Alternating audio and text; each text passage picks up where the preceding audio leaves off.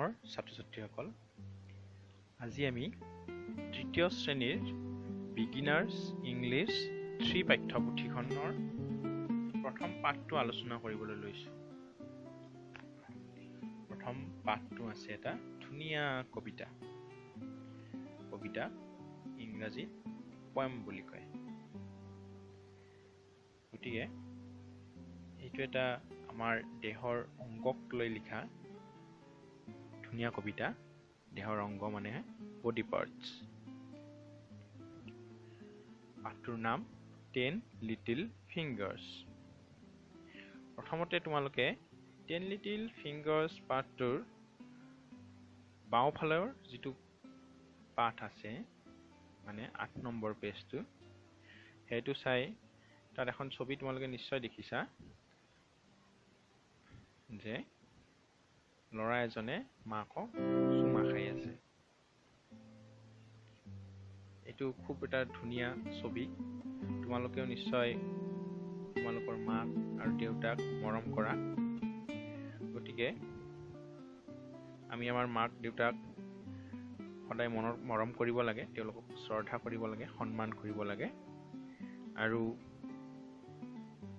আমাৰ জ্যেষ্ঠসকলকো আমি সন্মান কৰিব লাগে। আমি পাঠটোৰ মাজলৈ আগবাঢ়িছোঁ। প্ৰথমতে মই কবিতাটো কেনেকৈ গাব লাগে সেইটো তোমালোকক মই দেখাই দিম।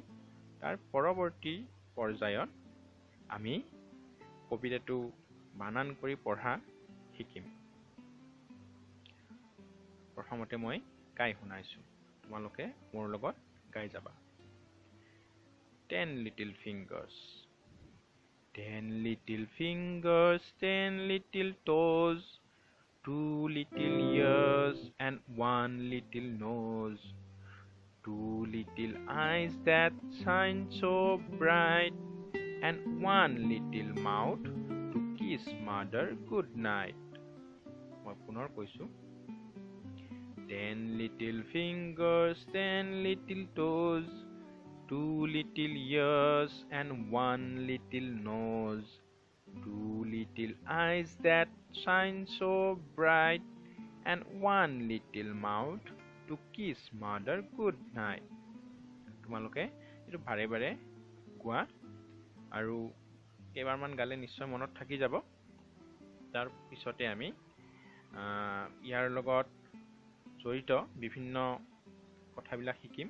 লগতে আমি এইটো বানান কৰিও পঢ়িবলৈ শিকিম। গতিকে এইখিনি তোমালোকে প্ৰেক্টিছ কৰা। যেতিয়া পাৰিবা এটা অডিঅ' ৰেকৰ্ড কৰি মোলৈ পঠাবা। ধন্যবাদ।